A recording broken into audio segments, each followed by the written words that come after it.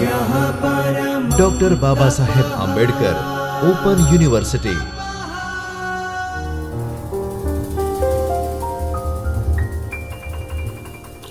नमस्कार विद्यार्थी मित्रों, doctor Baba Saheb Ambedkar open university के चैतन्य स्टूडियो से मैं डॉक्टर आशीष कुमार सिंह, सहायक प्राध्यापक हिंदी, आप सभी का एक बार फिर से हार्दिक स्वागत करता हूं। विद्यार्थी मित्रों, इससे पहले हमने बीए ऑनर्स हिंदी मेजर के पेपर प्रथम हिंदी कहानियाँ, सब्जेक्ट कोड जिसका है HND-MJ 101, इकाई 9 राजा निर्बंसिया का अध्ययन किया है। अब मैं लेकर आज उपस्थित हुआ हूँ उसका भाग 2।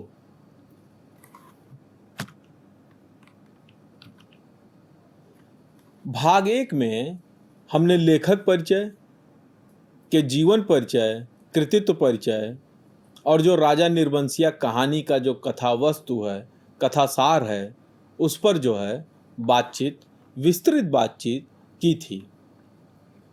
फिर भी भाग 2 में, जैसा कि मैं हर भाग में करता हूँ, हर इकाइयों में, कि आपको संक्षिप्त परिचय, संक्षिप्त बातें बता देता हूँ ताकि आपको सनद रहे कि भाग 1 में क्या पढ़ाया गया था। कमलेश्वर जी के जीवन परिचय में हमने जाना था कि आपका जन्म 6 जनवरी 1932 ईस्वी में उत्तर प्रदेश के मैनपुरी में हुआ था। आपने अपनी शिक्षा, परास्नातक की शिक्षा इलाहाबाद यूनिवर्सिटी से प्राप्त की। उससे पूर्व आप जन क्रांति अखबार से जुड़े रहे। आपने जीवनियाँ लिखी क्रांतिकारियों की और पहली कहानी फरार 1945 में जय भारत पत्रिका में प्रकाशित हुई, जिससे आपकी लेखन यात्रा शुरू हुई और अंतिम सफर पर ही समाप्त हुई। हमने कृतित्व परिचय में आपकी कहानी संग्रह राजा निर्बंसिया, कस्बे का आदमी, खोई हुई दिशाएं, मांस का दरिया, जॉर्ज पंचम की आंखें, माफ कीजिएगा, जॉर्ज पंचम की नाक, जिंदा मुर्दे, नीली झील, मुर्दों की दुनिया, कथा प्रस्थान आदि कहानी संग्रह आपके हैं। उपन्यास की हमने बात की थी कि एक सड़क, 57 गलियां, काली आंधी, सुबह दोपहर शाम, कितने पाकिस्तान 2000 में प्रकाशित हुई थी। इसके अतिरिक्त आपने नाटक भी लिखे हैं, अधूरी आवाज़, रेत पर लिखे नाम, हिंदोस्तां हमारा। इसके अतिरिक्त कुछ फिल्मों की कहानी लिखे हैं और कुछ की पटकथा, जैसे आंधी की आपने पटकथा लिखा है, राम बलराम में संवाद और पटकथा दोनों लिखा है, साजन की सहेली, सौतन, मौसम आदि। हमने पुरस्कार की भी बात की थी कि कितने पाकिस्तान के लिए आपको 2003 ईस्वी का साहित्य अकादमी पुरस्कार भी प्राप्त हुआ है। इसके अतिरिक्त 2005 में पद्म भूषण सम्मान से भी आप सम्मानित हुए। आपका स्वर्गवास 27 जनवरी 2007 ईस्वी को हुआ। इसके बाद हमने राजा निर्बंसिया कहानी का जो कथासार है उस पर भी विस्तृत बातचीत की थी कि 2 कथाएं हैं, एक लोक कथाएं हैं और ये एक यथार्थ कहानी है, आज की कहानी है। एक कहानी लेखक की दादी सुना रही हैं और दूसरी कहानी लेखक के स्वयं के मित्र जगपति की है। एक राजा रानी की कहानी है और दूसरी जगपति और चंदा की कहानी है।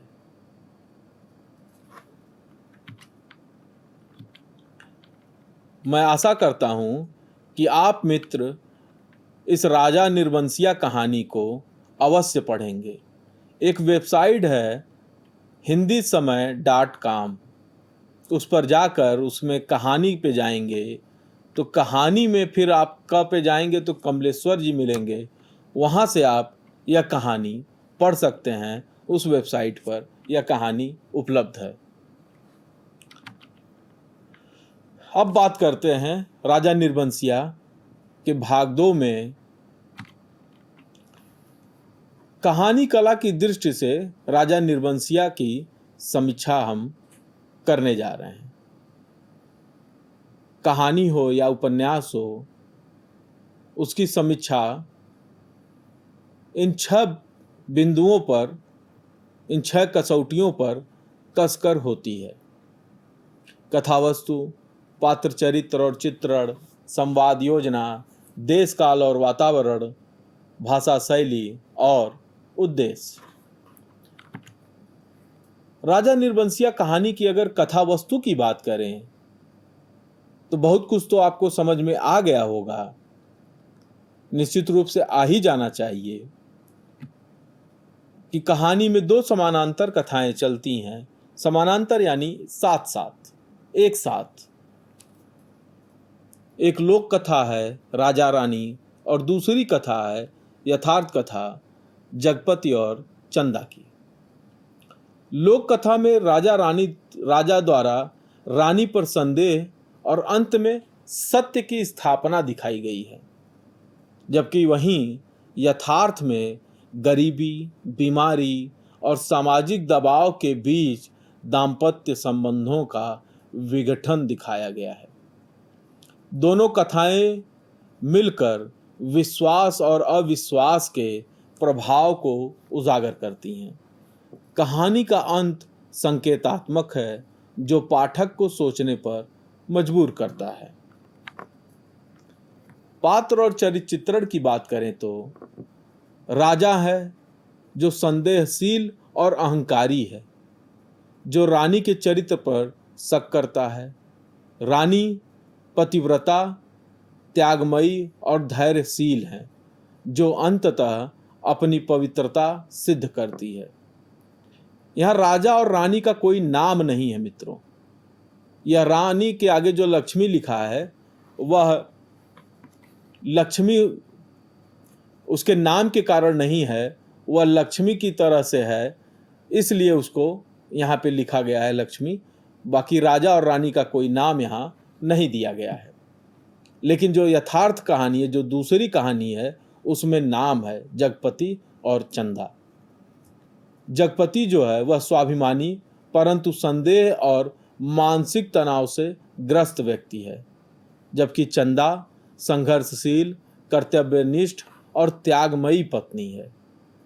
एक पात्र जो है जिसको खल पात्र कह सकते हैं, बच्चन सिंह, जो अवसरवादी और स्वार्थी है, जो चंदा की मजबूरी का लाभ उठाना चाहता है। लेकिन इन नामों पर अगर हम विचार करें विद्यार्थी मित्रों, तो यह जो नाम रखे गए हैं लेखक के द्वारा, वह यूं ही ऐसे ही हवा में नहीं रखे गए हैं। उसके पीछे कुछ ठोस आधार हैं। जैसे कि जब राजा का नाम दे दिया जाता, रानी का नाम दे दिया जाता, तो लोग उसको इतिहास में खोजने लगते कि यह राजा कब हुए थे। तब रथ चलता था कि ऊंट घोड़ा गाड़ी चलती थी। मान लीजिए राजा का नाम 1ली सदी का है और वहाँ पहिया चल रहा है, या आधुनिक उससे बाद में कुछ आविष्कार हुए चीज़ें हैं वह भी आएंगी, तो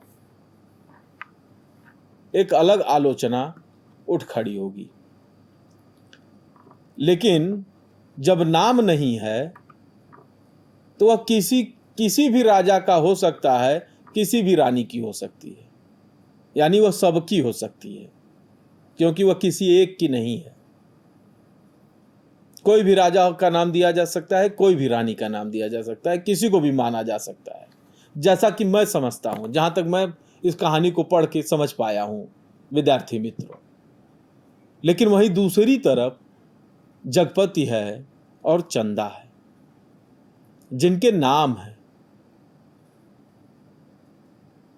यानी यह कुछ खास लोगों की बात कर रहे हैं जो गरीब हैं लेकिन स्वाभिमानी भी।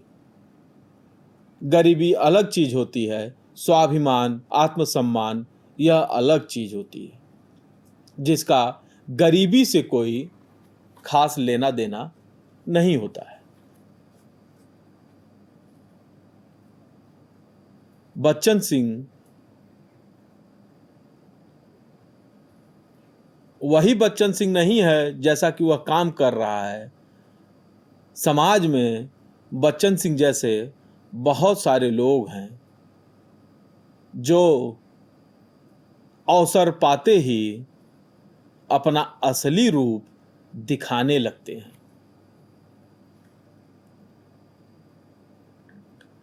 ऐसे अवसरवादी मनुष्य से जगपति जैसे गरीब, असहाय और चंदा जैसी संघर्षशील स्त्री कैसे बचें, उसको भी कहीं न कहीं यह कहानी बताती चलती है। संवाद योजना की अगर हम बात करें तो संवाद सरल, स्वाभाविक और पात्रानुकूल है। जैसे अगर अस्पताल की बात हो रही है तो वहाँ पे संवाद जो हैं वह दर्दनाक हैं कि हॉस्पिटल में टूटी हुई चारपाई है, एक घूमने वाली कुर्सी है जो घूम नहीं रही है, जिस पे हॉस्पिटल का सबसे बड़ा डॉक्टर बैठता है लेकिन बैठता नहीं है। यानी बैठना चाहिए लेकिन वह वहाँ बैठता नहीं है, अपनी नौकरी नहीं करता है, क्योंकि वह सरकारी अस्पताल है। और वहाँ कौन बैठा रहता है दिन रात? कंपाउंडर। वही मरीजों की देखभाल कर रहा है। वहाँ पीड़ा है, दर्द है, कराह है। और जब दादी कथा सुना रही हैं राजा रानी की, तो उस समय के जो शब्द हैं वह शब्द भी आए हैं जो कहानी को रुचिपूर्ण, रुचिकर और प्रभावशाली बनाते हैं।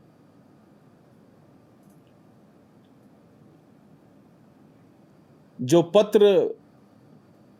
पत्र लिखे गए हैं वह भी संवाद, उसके भी जो संवाद हैं वह भी कहानी को आगे बढ़ाने में सहायक हैं। संवाद योजना के बाद देश, काल और वातावरण की बात करें तो लोक कथा में राजमहल है, जंगल है और सराय का पारंपरिक वातावरण उपस्थित है, जो हमें उस समय की कहानी के होने का आभास कराती है। और जो यथार्थ कथा है, जिसमें आधुनिक ग्रामीण अर्ध शहरी परिवेश, अस्पताल और गरीबी का चित्रण है, वह पूरी तरह से है। सामाजिक वातावरण में आर्थिक संकट, लोक अपवाद और नैतिक दबाव भी स्पष्ट रूप से दिखाई देते हैं। वातावरण पात्रों की मानसिक स्थिति को गहराई से प्रभावित करता है। दोनों कालखंडों का विरोधाभास कहानी को और अधिक प्रभावशाली बनाता है। भाषा शैली की बात करें तो भाषा सरल, सहज और बोलचाल के निकट है, निकट ही नहीं, बोलचाल की भाषा का प्रयोग कहीं अधिक है। लोक कथा में पारंपरिक और कथात्मक शैली का प्रयोग हुआ है।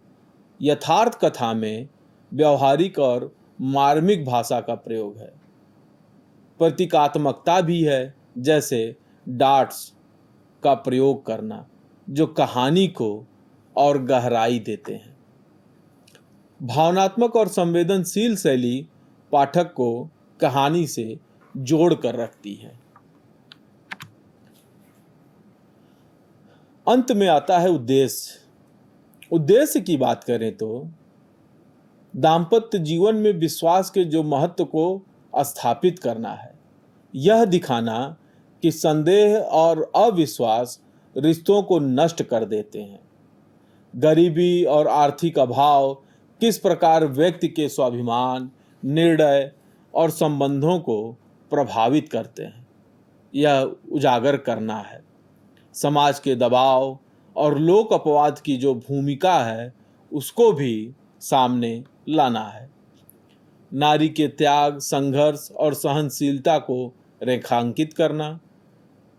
पाठक को यह सोचने पर मजबूर करना कि सही निर्णय के लिए केवल भावनाएं नहीं, बल्कि विश्वास और समझ भी जरूरी है। विद्यार्थी मित्रों, यह कहानी इस बात की ओर भी रेखांकित करती है कि कोई आज राजा है तो कल गरीब हो सकता है, रंक हो सकता है। जो आज रंक है वह कल राजा हो सकता है। जो आज स्वस्थ है, स्वस्थ होने का जो अहंकार है, जो घमंड है, वह कल रोगग्रस्त हो जाने पर रोगी हो सकता है, रोगग्रस्त हो सकता है। और जो आज रोगग्रस्त है वह कल स्वस्थ हो सकता है। यानी जो भी जीवन के नकारात्मकता है, उससे इंसान को मुक्त रहना चाहिए और कड़वी बात भूल से भी नहीं बोलनी चाहिए। क्योंकि यह कहानी जो है, उसमें सुबह सुबह झाड़ू लगा रही एक महिला राजा को बोलती है कि आज मैंने निर्बंसिया का चेहरा देख लिया, आज न जानी क्या विपत्ति आएगी, आज न जानी मेरे ऊपर कौन सा पहाड़ टूट पड़ेगा। राजा बहुत व्यथित होता है और वहाँ से वह राज्य छोड़ के दूसरे राज्य जाता है और फिर बाद में वापस लौट कर आता है। ये लोक कथा की बात हुई। और जो यथार्थ की जो कहानी जगपति की है, जो चंदा की है, चंदा के मातृत्व को तो लांछित किया ही जा रहा था। जो एक स्त्री के जीवन के जो दो सबसे बड़े सुख हैं,